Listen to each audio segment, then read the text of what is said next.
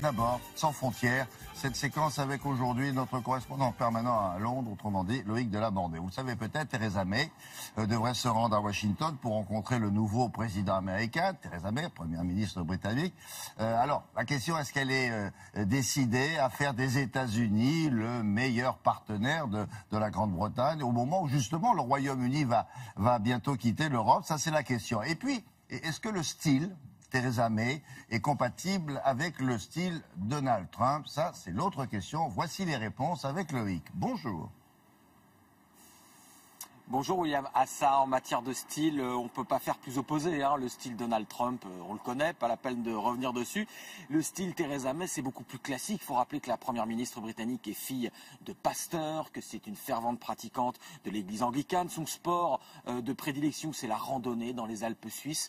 La seule petite excentricité qu'on lui connaisse sont ses chaussures très colorées que la presse britannique détaille à chaque fois. Mais effectivement, elle est à l'opposé du style, on va dire, too much de Donald Trump. Et puis surtout, dans les expériences politiques de Theresa May, elle a été ministre de l'Intérieur et ministre du droit et de l'égalité des femmes. À ce titre-là, elle a proposé plusieurs lois pour combattre notamment les violences faites aux femmes. Donc on ne peut pas imaginer plus opposé, mais voilà, effectivement, vous l'avez dit, le Royaume-Uni va quitter l'Europe, il doit se trouver un nouvel allié, un nouveau terrain de jeu économique, et donc, Theresa May fait contre mauvaise fortune bon cœur, et elle va aller rencontrer Donald Trump dès demain à la Maison-Blanche, comme vous allez le voir dans ce reportage réalisé avec Anto Filippi.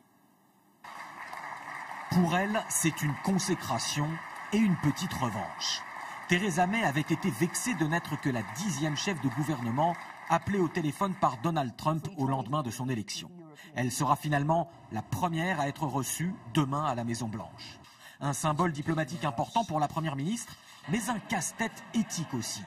Theresa May s'est toujours présentée comme féministe. La presse britannique n'a pas manqué de la mettre face à ses contradictions, alors que son nouveau meilleur partenaire est censé représenter tout ce qu'elle déteste. J'ai déjà dit que certains des commentaires faits par Donald Trump sur les femmes sont inacceptables. Et il s'est lui-même excusé pour certains de ses propos.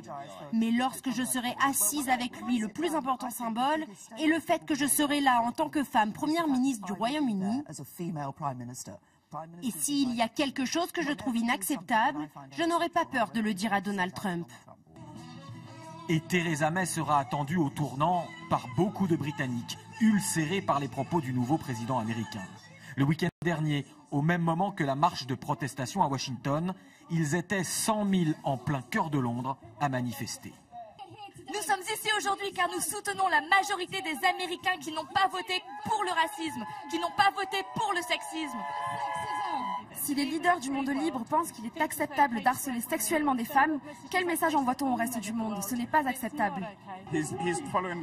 C'est la même rhétorique. Blâmer les immigrés, les pauvres de toutes origines et couleurs, et leur faire porter le chapeau de la crise économique.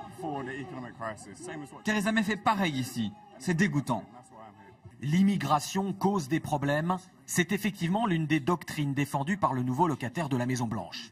Il y a quelques jours, le président américain avait d'ailleurs répété tout le bien qu'il pensait du Brexit. Je pense que le Brexit sera une bonne chose, je l'avais prédit. J'ai subi les foudres des commentateurs, c'était incroyable.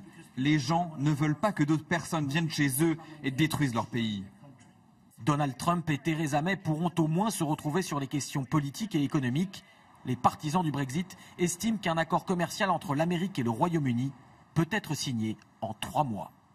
Deux dernières petites questions, Loïc. Est-ce que le Royaume-Uni pourrait faire aussi rapidement un virage à l'ouest, direction les États-Unis, pour compenser son départ de l'Union européenne ? Alors honnêtement, les économistes sont très sceptiques là-dessus.